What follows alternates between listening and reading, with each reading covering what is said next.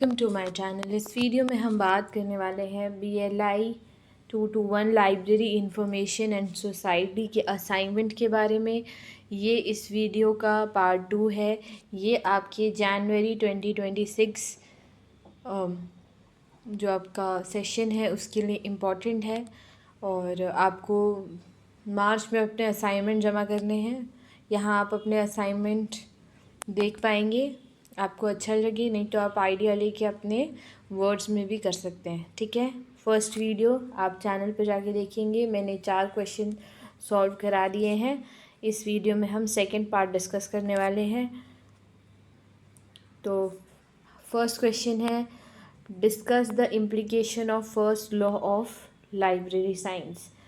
First law of library science क्या है और उसको हम किस तरह से इम्प्लीकेशन दे सकते हैं, इम्प्लाई कर सकते हैं, ये जानेंगे।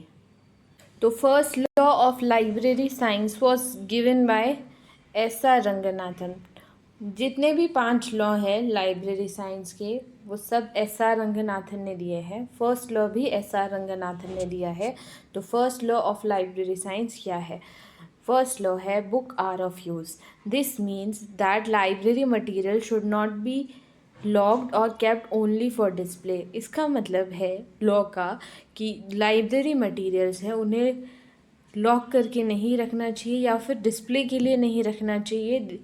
They should be easily available for readers end users. जो लाइब्रेरी मटेरियल है वो रीडर्स और यूज़र्स के लिए ईजीली अवेलेबल होने चाहिए। ठीक है, नेक्स्ट है the first implication of this law. Open law is open access. पहला इम्प्लीकेशन है कि यूज़र्स हैं उनको ओपन एक्सेसिबल होने चाहिए।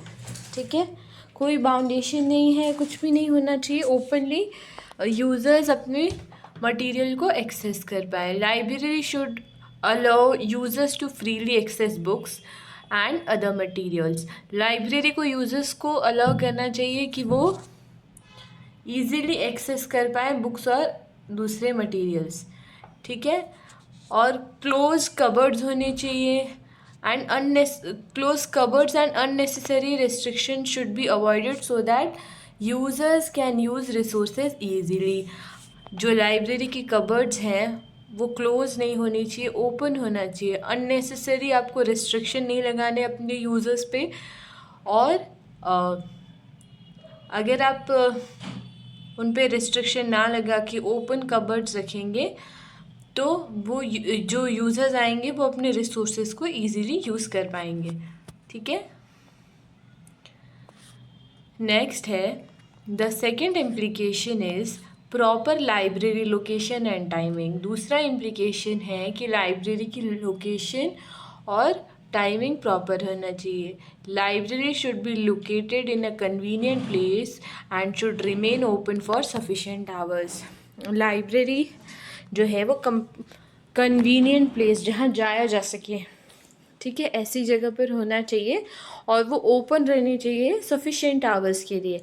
ठीक है, और this helped maximum user to use library services. ये लाइब्रेरी यूज़र्स को लाइब्रेरी सर्विसेज यूज़ करने के लिए बहुत ज़्यादा हेल्प करता है। ठीक है, नेक्स्ट इम्प्लीकेशन क्या है? Another implication is good organisation of library materials. Book should be properly classified and catalog. Shelves should be clearly labeled so that user can find books without difficulty. अगली implication ये है कि library material की organisation अच्छी होनी चाहिए। हर book की classification हुई हो, कैटलॉग हुआ हो और जो शेल्फ्स पे लेबल है वो भी क्लियरली विजिबल हो ताकि यूज़र्स को बुक ढूंढने में कोई डिफ़िकल्टी ना हो। ठीक है, नेक्स्ट है the first law also highlight the importance of library furniture and environment. तो जो पहला लॉ है वो लाइब्रेरी फर्नीचर और इन्वायरमेंट के बारे में भी बताता है कि क्या इम्पोर्टेंस है। कंफर्टेबल सिटिंग होनी चाहिए, प्रॉपर लाइटिंग होनी चाहिए, वेंटिलेशन अच्छा होना चाहिए और पीसफुल रीडिंग इन्वायरमेंट होना चाहिए यूज़र के लिए, जो उसे इनकरेज करे कि वो ज़्यादा से ज़्यादा टाइम लाइब्रेरी में बिता सके। ठीक है, user friendly services are another implication.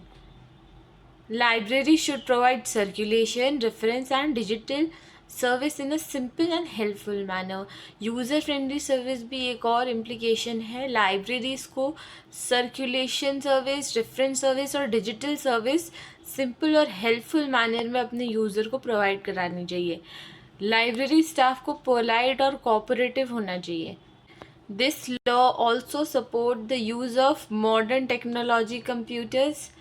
ये जो लॉ है ये मॉडर्न टेक्नोलॉजी को सपोर्ट करता है. Computers, OPAC, e books, online database users को हेल्प करती है ताकि उन्हें इंफॉर्मेशन क्विकली और इफ़ेक्टिवली मिल सके. ठीक है, बात करूँ मैं यहाँ पर कंक्लूजन की, तो कंक्लूजन कहता है the first law of library science emphasize maximum use of library resources. तो पहला law maximum use of library resources की तरफ हमें बताता है कि लाइब्रेरी का रिसोर्सेज जो है उसका मैक्सिमम यूज़ होना चाहिए. ओपन एक्सेस को इनकरेज करता है, बेटर सर्विसेज को और यूज़र की सेटिस्फैक्शन को इनकरेज करता है. और this law makes the library an active centre of learning and knowledge. तो ये लॉ लाइब्रेरी को एक एक्टिव और centre of learning and knowledge बनाता है. ठीक है. Question, explain the concept of right to information act and its utilities in libraries. Right to information act का कॉन्सेप्ट हमको बताना है और ये लाइब्रेरी में किस तरीके से यूज़ होता है ये बताना है. So, Right to Information Act is a law that gives people the right to ask for information from different government offices. तो Right to Information Act एक ऐसा लॉ है जहाँ लोग जो हैं वो इंफॉर्मेशन पूछ सकते हैं गवर्नमेंट ऑफिस से. उनके पास एक राइट आ जाता है. और in India this act came into force in 2005. 2005 में ये एक्ट आया था और इसका मेन पर्पस है गवर्नमेंट के काम को ओपन, ऑनेस्ट एंड ट्रांसपेरेंट बनाना. ठीक है. Under this act any citizen can ask question and get information from public authorities with in a fix time. इस एक्ट के थ्रू कोई भी सिटीज़न गवर्नमेंट से क्वेश्चन पूछ सकता है, उसे इंफॉर्मेशन मिलेगी फिक्स्ड टाइम के अंदर. ठीक है. अब right to act helps people know how the government offices work. It also helps in reducing corruption and misuse of power. People can check whether rules are being followed properly or not. ये act लोगों को इस act के through लोग जान सकते हैं कि गवर्नमेंट ऑफिस में क्या काम हो रहा है. इससे करप्शन, मिसयूज़ ऑफ पावर कम होता है और लोग चेक कर सकते हैं कि रूल्स प्रॉपर्ली फॉलो हो रहे हैं या नहीं हो रहे हैं. ठीक है. बात करूँ मैं यूटिलिटी लाइब्रेरी में किस तरह से यूज़ हो रहा है. Right to act is very useful for government libraries, public library, academic libraries run by the government institution. जो आरटीआई एक्ट है वो बहुत ही ज़्यादा यूज़फुल है government library, public library, academic library के लिए जो गवर्नमेंट के द्वारा फंडेड रहती है. ठीक है. First, it bring transparency in library work.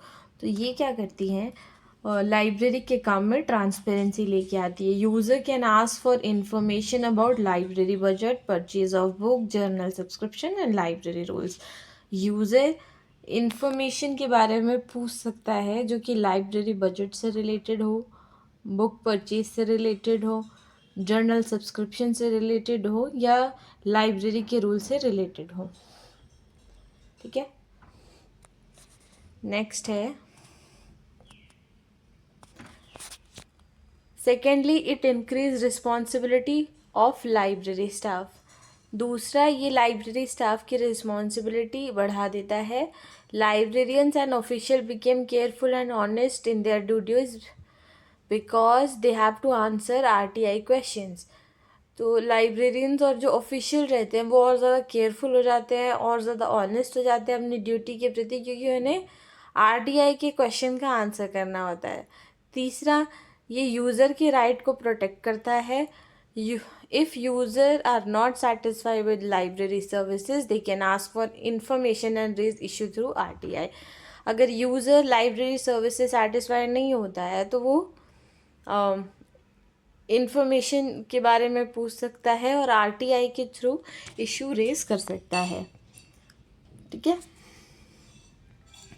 Fourthly, RTI act help in proper record keeping. तो आरटीआई एक्ट की वजह से रिकॉर्ड जो है प्रॉपरली बनते हैं। Library must maintain correct and updated record so that information can be provided easily. Libraries को अपना इंफॉर्मेशन जो है वो करेक्टली मेंटेन रखना चाहिए, रिकॉर्ड्स को भी अपडेटेड रखना चाहिए ताकि जब भी इंफॉर्मेशन पूछी जाए तो वो प्रोवाइड कर पाएँ। ठीक है।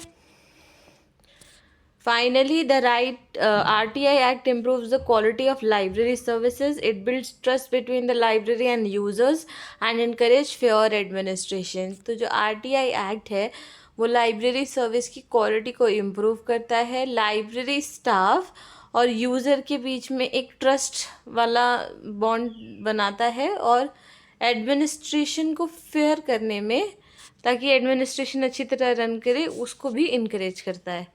ठीक है। बात करूँ मैं कंक्लूजन की यहाँ पे, तो राइट टू इंफॉर्मेशन एक्ट एक इम्पॉर्टेंट लॉ है जिससे गुड गवर्नेंस हो सकती है, लाइब्रेरीज में ट्रांसपेरेंसी, अकाउंटेबिलिटी और बेटर सर्विस मेंटेन करने में हेल्प करता है। The RTI act make libraries more open end user friendly institution. तो आरटीआई एक्ट जो है वो लाइब्रेरीज को और भी ज़्यादा ओपन और फ्रेंडली इंस्टीट्यूट बनने में मदद करता है। Next question is discuss the objectives of CERA consortium for e resource in agriculture in brief. तो हमें इसके ऑब्जेक्टिव्स और एक्टिविटीज़ के बारे में डिस्कस करना है इस क्वेश्चन में। सो Consortium for E-Resources in Agriculture CERA is a group of libraries and institution related to agriculture। ये एक ग्रुप है लाइब्रेरीज़ का और इंस्टीट्यूशन का जो कि एग्रीकल्चर से रिलेटेड है। It was created to provide online agriculture information to students. इसको क्रिएट इसलिए किया गया था ताकि ये एग्रीकल्चर इंफॉर्मेशन ऑनलाइन प्रोवाइड करा सके स्टूडेंट्स को, टीचर्स को और जो एग्रीकल्चर के रिसर्चर्स हैं इंडिया में उन लोगों को। CERA mainly support agriculture university and research institution. CERA agriculture universities और एग्रीकल्चर रिसर्च इंस्टीट्यूट को सपोर्ट करता है। ठीक है। सो इसका मेन ऑब्जेक्टिव है to provide easy access to electronic journal and database related to agriculture. तो इसका ऑब्जेक्टिव है कि इलेक्ट्रॉनिक जर्नल और जो डाटाबेस है एग्रीकल्चर से रिलेटेड उसका इजी एक्सेस मिल पाए। दूसरा, ये सपोर्ट करते हैं स्टडी, टीचिंग, रिसर्च को जो कि एग्रीकल्चर और उससे अलाइड सब्जेक्ट में होती है। ठीक है। To reduce the high cost of journal by collective subscription. ये जो हाई कॉस्ट है उसको मिनिमम करके जो जर्नल्स की है उसको कलेक्टिव सब्सक्रिप्शन में कन्वर्ट करता है। To help all member institution get equal information access. ये हेल्प करता है सारे मेंबर इंस्टीट्यूशन को कि उन्हें इक्वल इंफॉर्मेशन मिल सके। इसके अलावा to encourage the use of digital resources instead of only printed material. ये इनकरेज करता है डिजिटल रिसोर्सेज को ताकि सिर्फ स्टूडेंट्स को प्रिंटेड मटेरियल्स ना मिले और डिजिटल रिसोर्सेज वाइडली अवेलेबल रहते हैं। ठीक है। इस वजह से ये इनकरेज ज़्यादा करता है डिजिटल रिसोर्सेज को। बात करूँ मैं एक्टिविटीज़ की आगे, एक्टिविटीज़ ऑफ CERA। तो मेन इसका एक्टिविटी रहता है provide access to full text e journal in agriculture, veterinary science, fisheries and related fields. तो ये full text e journal provide करवाते हैं। सब्जेक्ट्स कौन कौन से हैं, कौन से सब्जेक्ट से related? Agriculture, veterinary science, fisheries और उससे रिलेटेड फील्ड्स की। ठीक है। Helping user get articles through document delivery service if full text is not available. ये यूज़र को आर्टिकल के लिए हेल्प करती है डॉक्यूमेंट डिलीवरी सर्विस से, अगर फुल टेक्स्ट अवेलेबल ना हो तो। Organizing training programs and workshop for student research to use e resources properly. तो ये ट्रेनिंग प्रोग्राम ऑर्गेनाइज करवाते हैं, वर्कशॉप ऑर्गेनाइज करवाते हैं, ताकि स्टूडेंट और रिसर्चर्स को पता चले कि कैसे ई रिसोर्सेज का प्रॉपर यूज़ करना है। ठीक है। Supporting resource sharing among agriculture and library. तो ये रिसोर्स शेयरिंग को भी प्रमोट करता है। नेक्स्ट, ये provide an online platform to search and download research paper. तो ये एक ऑनलाइन प्लेटफॉर्म भी प्रोवाइड कराता है ताकि रिसर्च पेपर को यूज़र सर्च कर सके और उसे डाउनलोड कर सके। बात करूँ मैं यहाँ पे कंक्लूजन की, तो CERA is very helpful for agriculture education and research in India. ये बहुत ज़्यादा हेल्पफुल है एग्रीकल्चर एजुकेशन और रिसर्च के लिए। ये quality of E resources provide करवाता है, लो कॉस्ट में, टाइम बचाता है, पैसे बचाता है। इसके अलावा ये हेल्प करता है स्टूडेंट और रिसर्चर्स की कि वो अपडेटेड रह सके नई नॉलेज जो कि एग्रीकल्चर में आई है उससे। ठीक है। Next question, define knowledge society and explain the characteristics of knowledge society. Knowledge society की क्या है और उसके कैरेक्टरिस्टिक्स क्या है, इस क्वेश्चन में हम यही जानेंगे।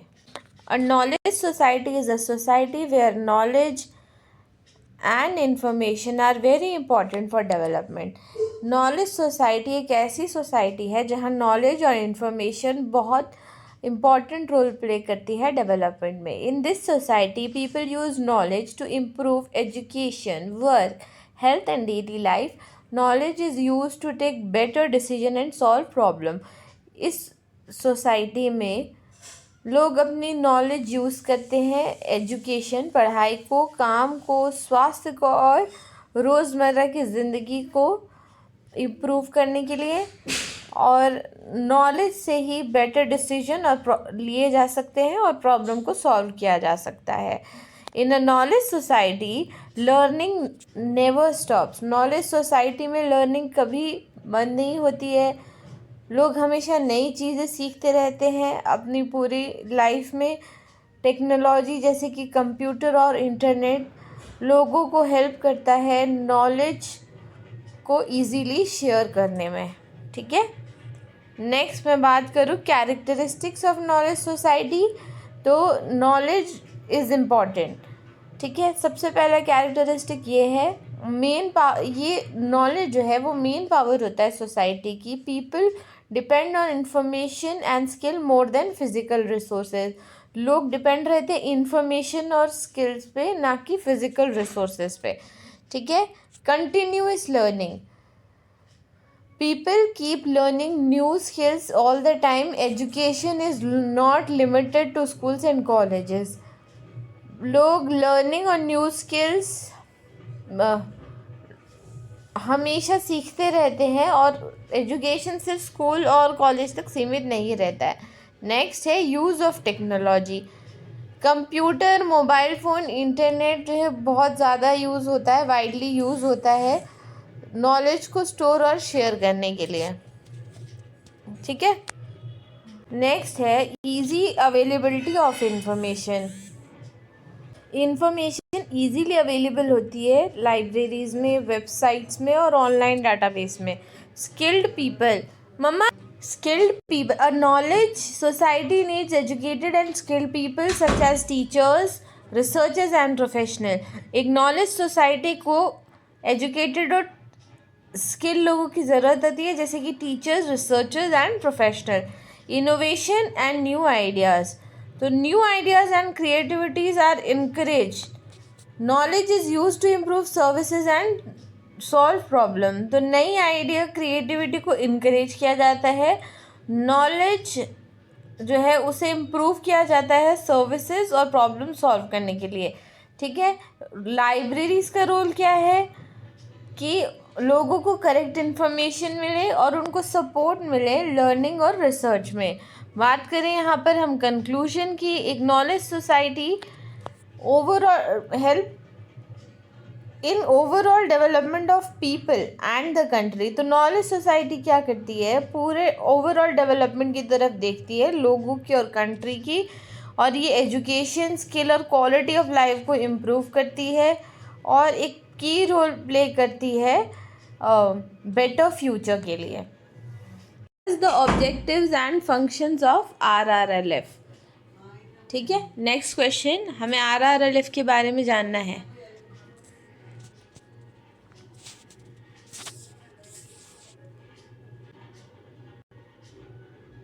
राजा राम मोहन रॉय लाइब्रेरी फाउंडेशन ये एक नेशनल ऑर्गेनाइजेशन है और ये 2020 में 1972 को स्टैब्लिश की गई थी। इसका हेडक्वार्टर कोलकाता वेस्ट बंगाल में है। Chairman of RRLF is the minister of culture, government of India. The main M of RRLF is to promote and develop public library service in India, specially in rural and background areas. तो जो chairman होता है RRLF का, वो minister of culture का एक union of minister जो रहता है ना मिनिस्ट्री ऑफ कल्चर में, वो एक्स ऑफिशियो चेयरमैन रहता है। ठीक है, और इसका काम है लाइब्रेरी सर्विसेज को प्रमोट करना और उसको डेवलप करना इंडिया में, और स्पेशली रूरल और बैकवर्ड एरियाज़ में। ठीक है, बात करूँ मैं इसकी ऑब्जेक्टिव की, तो इसका ऑब्जेक्टिव है स्ट्रेंथन करना पब्लिक लाइब्रेरीज़ को and make books and information available to all section of society. सभी सेक्शन जो सोसाइटी में हैं उनको बुक्स और इन्फॉर्मेशन अवेलेबल हो। ये रूरल लाइब्रेरीज़ को सपोर्ट करता है, रीडिंग हैबिट्स को प्रमोट करता है, इनकरेज करता है लोगों के बीच में, कल्चरल और लिटरेरी हेरिटेज को भी प्रिजर्व करता है और रिड्यूस करता है रीजनल इम्बैलेंस को इन library development across different states. तो जो रीजनल इम्बैलेंस रहता है अलग अलग स्टेट्स में, तो उसको भी बैलेंस करने का काम करता है। ठीक है, नेक्स्ट इसके फंक्शन की मैं बात करूं तो इसके फंक्शन में आता है कि ये फाइनेंशियल असिस्टेंस प्रोवाइड कराती है पब्लिक लाइब्रेरीज़ को, ताकि वो बुक, फर्नीचर और इक्विपमेंट को खरीद सके। इसके अलावा सपोर्ट करता है construction, renovation, maintenance library building की हो। Then the foundation also help in establishing mobile library service to serve remote areas। तो ये मोबाइल लाइब्रेरी सर्विसेज को भी प्रमोट करता है ताकि रिमोट एरियाज़ को भी सर्व कर पाए लाइब्रेरीज। ठीक है, इसके अलावा दूसरा इम्पॉर्टेंट फंक्शन इसका होता है कि ये मॉडर्नाइजेशन लाइब्रेरी की सपोर्ट करता है, उस लाइब्रेरी को मॉडर्न बनाने में हेल्प करता है कंप्यूटराइजेशन और ऑटोमेशन के थ्रू। इसके अलावा ट्रेनिंग और डेवलपमेंट को सपोर्ट करता है। ठीक है, जो लाइब्रेरी प्रोफेशनल्स के लिए होती है, और इससे ये क्वालिटी ऑफ लाइब्रेरी सर्विस भी इम्प्रूव करते हैं। नेक्स्ट इसके कंक्लूजन की मैं बात करूँ तो RRLF इम्पॉर्टेंट रोल प्ले करती है पब्लिक लाइब्रेरीज़ की ग्रोथ और डेवलपमेंट में। ठीक है, उनको फाइनेंशियल, टेक्निकल और प्रोफेशनल सपोर्ट देकर। Question is explain the objectives of ILA। ILA के ऑब्जेक्टिव्स हमें बताने हैं। ILA जिसका फुल फॉर्म है इंडियन लाइब्रेरी एसोसिएशन, ये एक नेशनल प्रोफेशनल ऑर्गेनाइजेशन है लाइब्रेरी और इंफॉर्मेशन साइंस प्रोफेशनल के लिए। ठीक है, ये इस्टेब्लिश हुई थी 1933 में। ये इम्पॉर्टेंट है, ईयर याद रखिएगा। जिसका एम था प्रमोट करना with the aim of promoting the development of libraries and librarianship in the country। तो इसका काम था लाइब्रेरीज और लाइब्रेरियनशिप को डेवलप करना इंडिया में, ठीक है। इसके बाद इसका हेडक्वार्टर न्यू दिल्ली में है और जो इसको हेड करता है वो एक इलेक्टेड प्रेसिडेंट होता है, जो यूजुअली एक सीनियर लाइब्रेरी प्रोफेशनल रहता है, ठीक है। इसका मेन ऑब्जेक्टिव है इंडियन लाइब्रेरी एसोसिएशन की quality of library and information service को इम्प्रूव करना। इसके अलावा ये प्रोफेशनल्स जो लाइब्रेरी प्रोफेशनल रहते हैं उनकी ग्रोथ के लिए काम करता है और वेलफेयर ऑफ लाइब्रेरियंस के लिए काम करता है और उन्हें इंफॉर्मेशन प्रोवाइड कराता है, ठीक है। इसके अलावा इसका एम है to raise the status of library profession and to create awareness about the importance of library in education and society। तो ये लाइब्रेरियंस जो रहते हैं उनके स्टेटस को रेस करता है। उसके अलावा अवेयरनेस प्रोग्राम ये क्रिएट करते हैं जिससे ये बता सके कि लाइब्रेरीज एक बहुत ही इम्पॉर्टेंट रोल सोसाइटी में प्ले करती हैं कि एक बेटर और एजुकेटिव सोसाइटी या सिटीज़न को एजुकेशन किस तरह से मिले, उसको ये बताती है कि कितना इम्पोर्टेंट रोल रहता है इन्फॉर्म सिटीज़न बनाने का लाइब्रेरी में, ठीक है।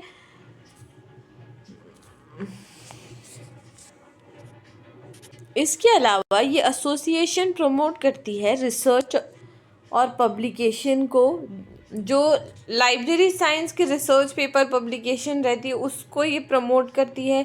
इसके अलावा it suppose the development of standard and best practice of library management and services. ये सपोर्ट करती है लाइब्रेरी की स्टैंडर्ड्स को डेवलप करने में, उनके प्रैक्टिसेस को डेवलप करने में, ताकि लाइब्रेरी की मैनेजमेंट और सर्विसेज इम्प्रूव हो सके।